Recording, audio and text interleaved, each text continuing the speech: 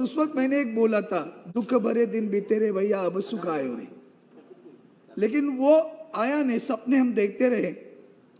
लेकिन एक बात माननी पड़ेगी कि इस विषय पर सरकार भी थोड़ी गंभीर रही और इस गंभीरता का ही आज यह इलाज उन्होंने सामने लाया, ऐसा मैं समझता हूं।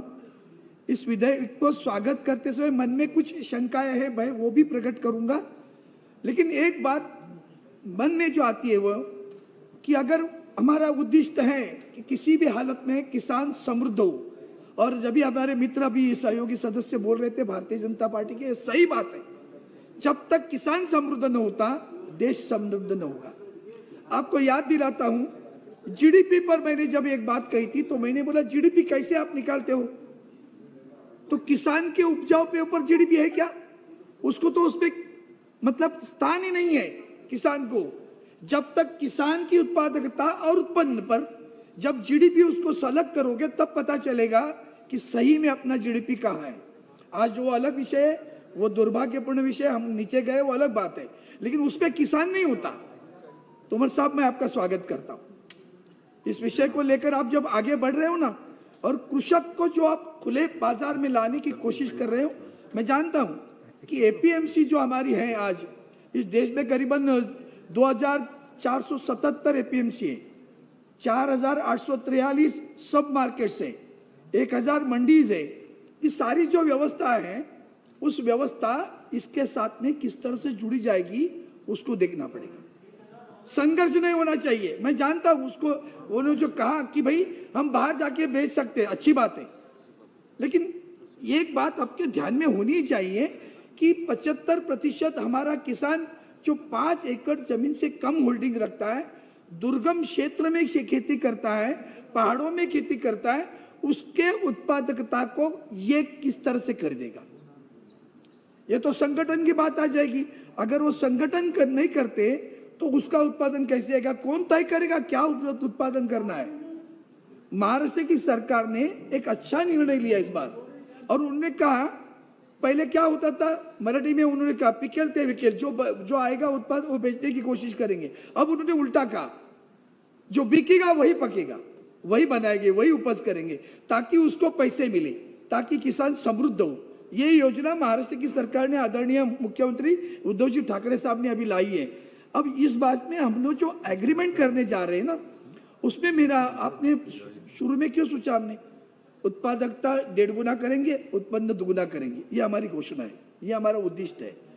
और उसको लेकर हमने वो भी कहा था कि स्वामीनाथन की जो कमेटी थी उसका हम जो कुछ अमल करने की कोशिश करेंगे।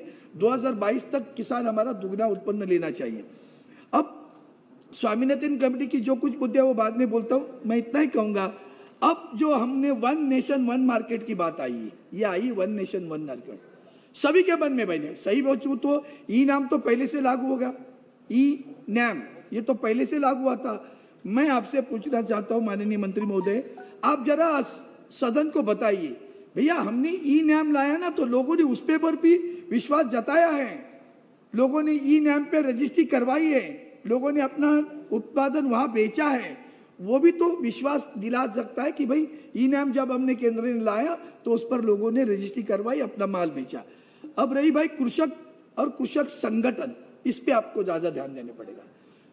गरीब कृषक जो है 2.5 एकड़ वाला, 5 एकड़ वाला, वो मरने वाला है, उसको कुछ नहीं, ना तो एपीएमसी उसको कुछ आधार देती थी, थोड़ा बहुत देती होगी, यहाँ आधार मिलने की संभावना है, लेकिन कृषक संगठन बनना चाहिए।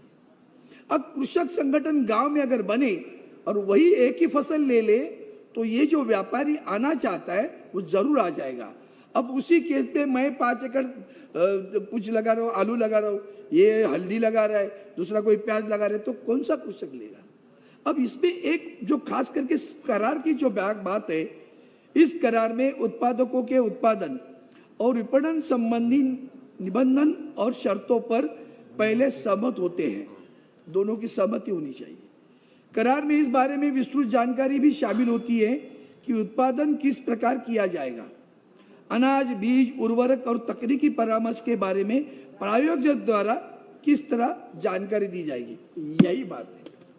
अब ये जानकारी वो देगा कौन, मतलब दो हम और ये बता रहे हैं, ये कहेगा मुझे तुम क्या चिंता करते हो, अलाओ ये बीज लगाओ। Please conclude. You have लगाओ। second sir, speaker. अभी तो शुरू हुआ। You have a second इतना speaker also. महत्वपूर्ण विषय, यहाँ तो पाबंदी मत लगाओ, Your second यहाँ speaker तो will not पाबंदी have the मत time. लगाओ। You can थोड़ा carry मैं on, कोशिश but करता हूँ 1-2-4 मिनट में खत्म करने। अब इस एग्रीमेंट के तहत जो होगा ना, उसमें मेरा सवाल है, इसमें कौन होगा? बिचौलिया नहीं रहेगा, अच्छी बात है। विश्वास किस तरह से रहेगा? क्या एग्रीमेंट रहेगी? कहाँ? वो तो रजिस्ट्री करने की बात आपने की है, लेकिन वो एग्रीमेंट रजिस्ट्री करते समय ये जो उसकी गुणवत्ता की जो बात है कि किस तरह का बीज आएगा तो मैं खरीदूंगा। उदाहरण है, अभी उन्होंने समय की पाबंदी लगाई, बीज उत्पादन किया और उसने कहा कि ये जो बीज हमने तय कर लिया था उसकी गुणवत्ता ये बीज नहीं रखता तो मैं नहीं खरीदूंगा। अब आखिर वो बाजार में भी नहीं जाता, कहीं जाके बेचे, कोई भी खरीदार नहीं है, वही कॉन्ट्रैक्टर आके फिर खरीद लेता है और एमएसपी के नीचे भाव से खरीद लेता है। यही आपका एमएसपी का विषय आता है। आप इसे इंक्लूड करिए उसमें कि किसी भी कोई भी एग्रीमेंट एमएसपी के नीचे नहीं होगी, तब जाके किसान को आधार मूल्य मिलेगा और वो शाश्वत हो जाएगा। ये सबसे बड़ी बात मैं आपकी प्रार्थना करता हूँ।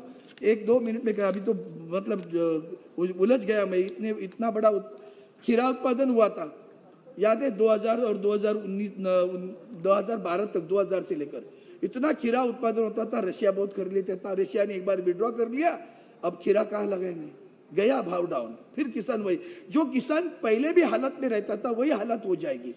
इंटरनेशनल मार्केट में उसने खरीदा नहीं, और जो बिचौलिया मैं हूँ, ये एजेंसी हो, मैं कंपनी हूँ, और मैंने कहा तुम्हारा ले लूंगा क्यों, मुझे विश्वास था मैं एक्सपोर्ट करने वाला हूँ। अगर एक्सपोर्ट बंद हुआ तो फिर जिम्मेदारी कौन लेगा? मैं लेने वाला हूँ कि नहीं? या तो मैं लेना चाहिए या तो सरकार लेनी चाहिए। इसका जो विश्वास इस कानून में कहीं दिखता नहीं है। इसलिए एक मिनट सर, एक मिनट में करता हूं। और मैं इसलिए करता हूं कि 2-3 चीजों की है। आज हमारी महाराष्ट्र की सरकार ने 35,000 करोड़ का किसान का कर्जा माफ कर दिया। अब जो किसान कर्जा लिया हुआ है उसका पुनर्गठन कैसे होगा? उसको माफ कौन करेगा? कर्जा माफ कौन करेगा? जिनकी खेती दुर्गम क्षेत्रों में, उसके बारे में क्या होगा? और आखिर में एक बात करता हूं, किसान जब अपनी बात को रखने वाला है तो हमने जो खाद उत्पादन करेगा सर, खास करके सर तोमर साहब, 2 विषय एक ही मौके में कहूंगा, एक वक्त। Please conclude. पहली बात ऐसी है, उत्पादन बढ़ाने के लिए केमिकल रासायनिक खादों का इस्तेमाल होगा। अब ये पानी की बात कर रहा था, एक्ट ऑफ गॉड, इस बार अच्छा है, पानी अच्छा हुआ है, एक्ट ऑफ गॉड है, लेकिन पानी इस्तेमाल किस तरह से होगा? उस पे ऊपर कोई बंधन रहेगा कि नहीं रहेगा? और अगर खाद, रासायनिक खाद जितना इस्तेमाल करोगे, हमने एक भी सर सादा आधा वाक्य है, सॉइल हेल्थ जो बिगड़ेगी, वो सॉइल हेल्थ बिगड़ने ना पाए उसका भी अगर आप कुछ प्रावधान करें तो मैं आपसे प्रार्थना करता हूं। तो उद्दिष्ट अच्छा है, ध्येय अच्छा है, मार्ग जो उसमें जो समस्याएं दिख रही है वह मैंने आपके पास प्रकट किए और आपसे अपेक्षा करता हूं कि इसके ऊपर आप बाहर निकालोगे। धन्यवाद।